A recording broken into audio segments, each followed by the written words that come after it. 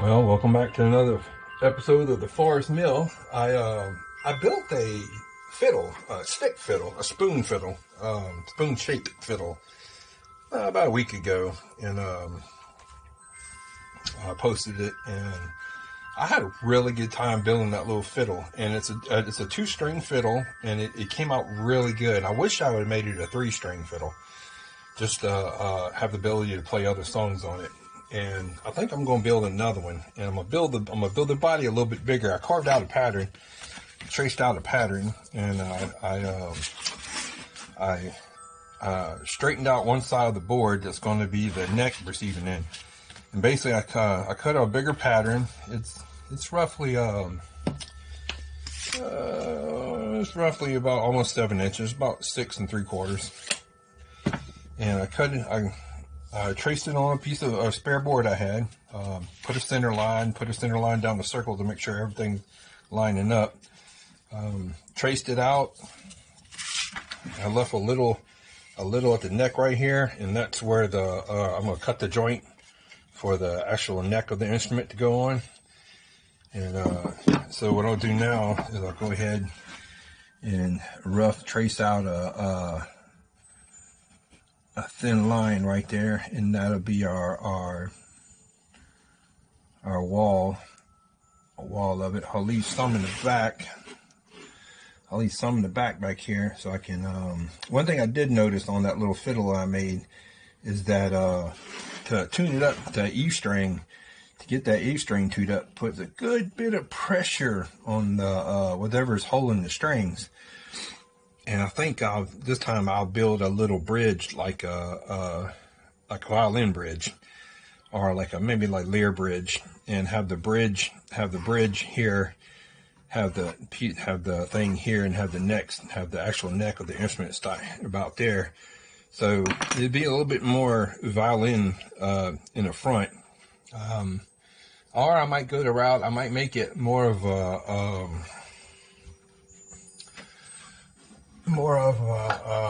rebec, like this instrument right here. How I have the bridge right here, the bridge, and then have the tailpiece, and put a peg in the back, and see how that works. It's a lot of pressure on that E string to get this done. And this is a little 3-string rebec I made right here. It has a really good sound to it. It's got cedar. So this was an experiment I made. This was a learning process. Woodworking is a learning process. You're going to make mistakes. One golden rule about woodworking when it comes to making instruments: if you make a mistake on one side, just make the same mistake on the other side. Nobody ever knew. But this is going to be our body right here. I enjoy making instruments. I do. It is something I really, really enjoy.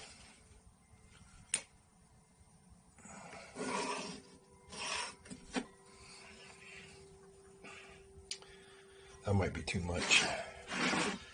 That might be too much right there. Let's make it a little thinner right there. Have more of a soundboard. Yeah, I think that's enough. Even that might be too much. I just get it down maybe a little bit more.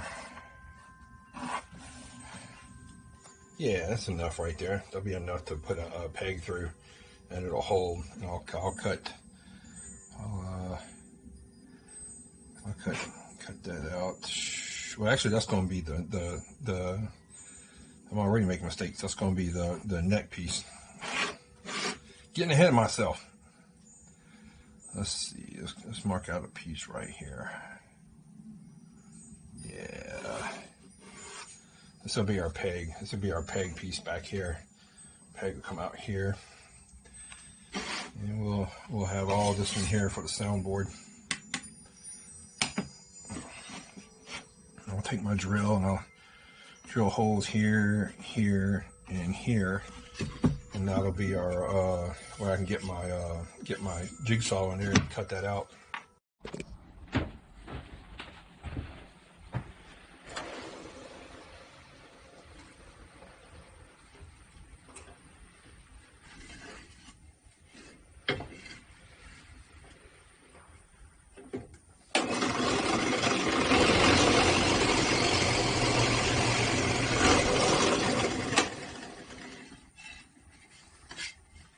got my 4 holes drilled.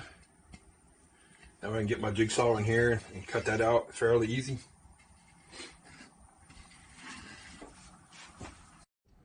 Alright, well, I cut the body, this piece out with the jigsaw. I use long flat blades for the straight pieces, and I use a shorter blade for the curves because it makes it cutting it easy. But so I got this one out, and what I'll do is I'll cut the body out, the outer part, on my bandsaw, and then shape it up on my disc sander, and then I'll probably build a second one just like it and put it together, and that way it'll make it a little bit more thicker and make it almost about an inch and a half thick. So bigger the soundboard, better the sound, less of a higher pitch. All right, so I cut it on the bandsaw, and I cut close to it. And what I'll do now is I'll go and I'll use a disc sander and sand these corners down and get down to the line. Makes it fairly easy.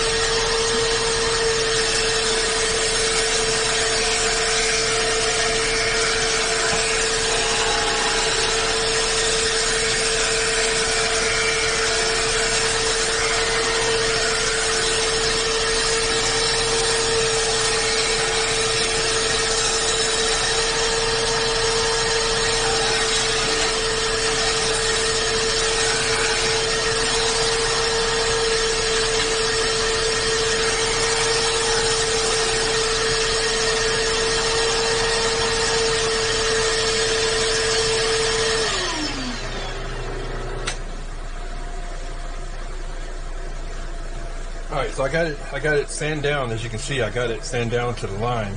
So I left a little bit extra because when I glue them together, I'll have to sand it down some more to make them even. So I'm going to start working on the second one, doing the exact same thing.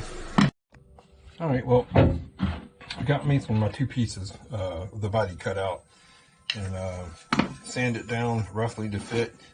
We'll fine tune it later on the sander. So best I'm going to do now is go ahead and get these glued up.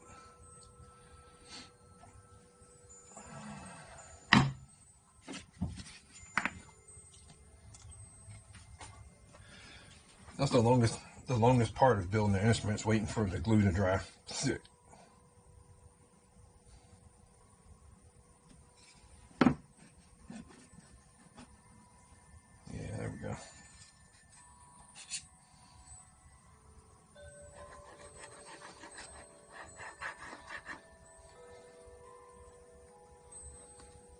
Get the sticker off of there.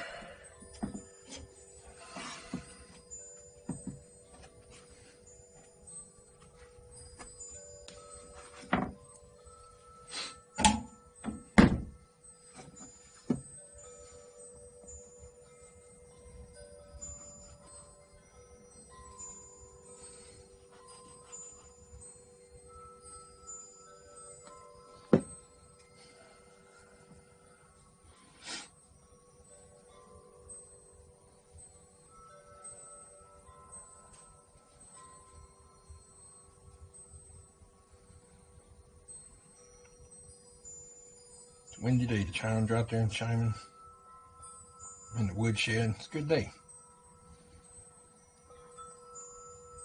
I'd rather be fishing somewhere, but too much rain and cold fronts. So a day like this, I'm usually in the woodshed.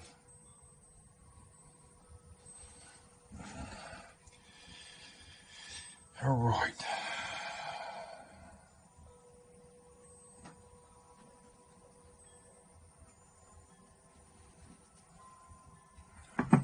good fit. Pretty good fit. Yep. Little overlap on the bottom one, but that's all right. We'll sand that down later.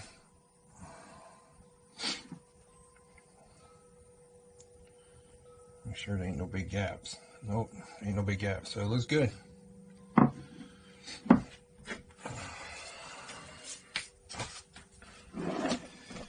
ahead and clamp her down.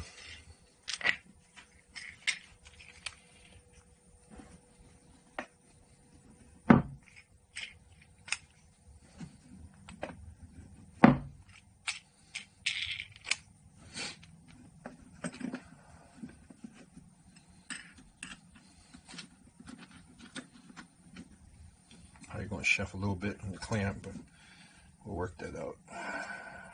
Yeah, that's good. It didn't move much. Hardly any at all.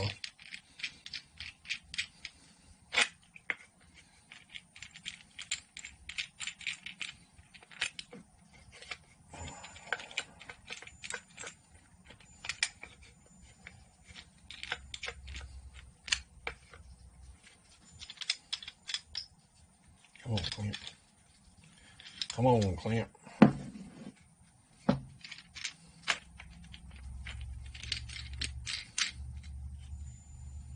we go.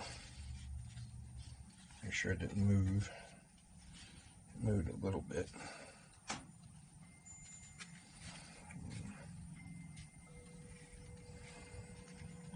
A little bit, but it'll be all right. We'll sand it.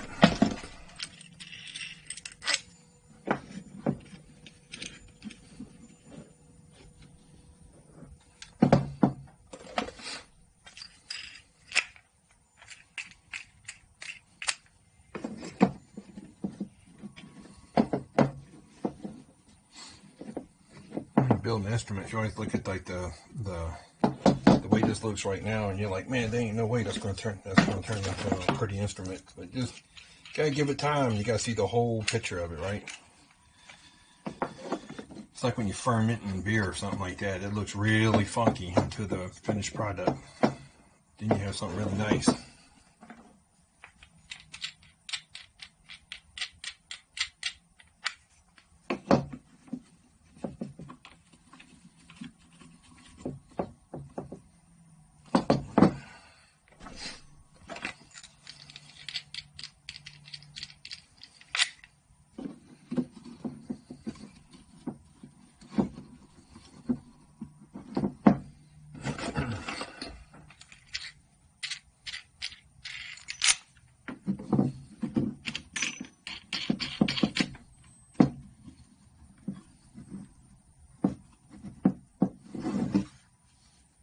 Looks good. I see glue squeezing through, and that's what we want.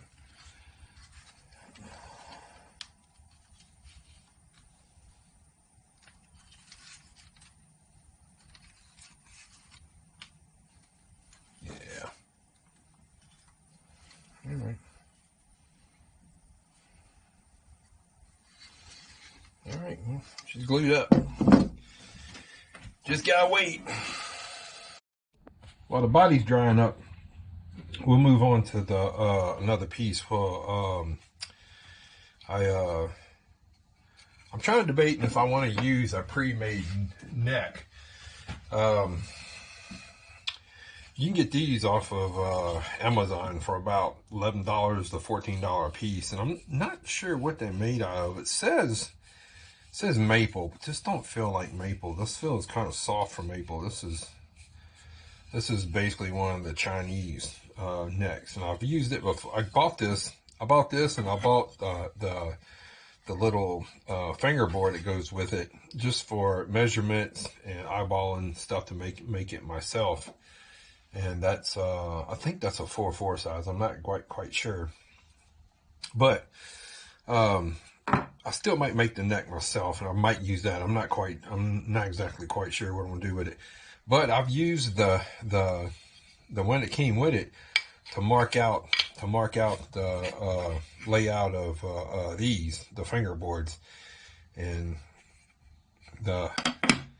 I've marked out the width And on the back, I've marked out the top part up here, right there, and I've also marked out the peg end down here, this piece right here.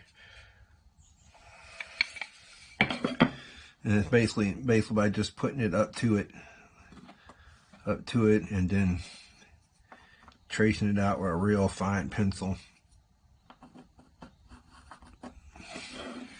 You can get the sharper the pencil, the easier to get a more accurate trace. So I got that right there. So I knew all this up here has to go. But if you look at this, it's a little,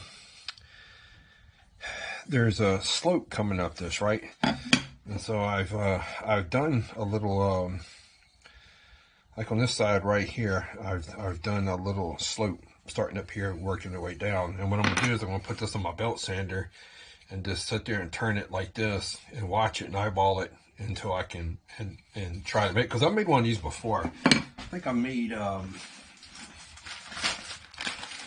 this right here, and this is one I made, and I carved it out, and this is exactly how I made that. I've seen where some people take jigs and put them on the jigs, and they use scrapers. I had scrapers, but I lost them in the 2016 flood.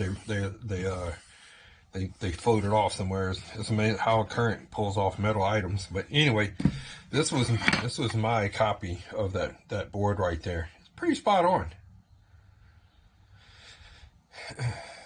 I had started making this one to make a cigar box fiddle, and I'm probably gonna finish it one day. But I might end up using that. But anyway, I'm gonna work on this one just to get the experience to make one. So that's probably what I'm going to do. And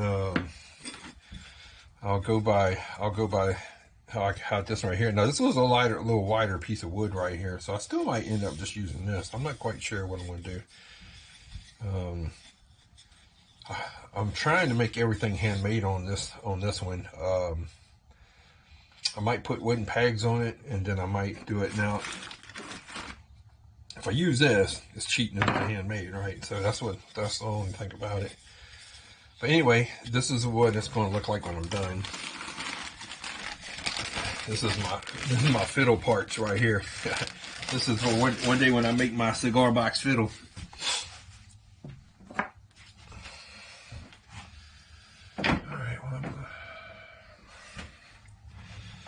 I'll probably start working on this tomorrow because it's already starting to get dark outside. But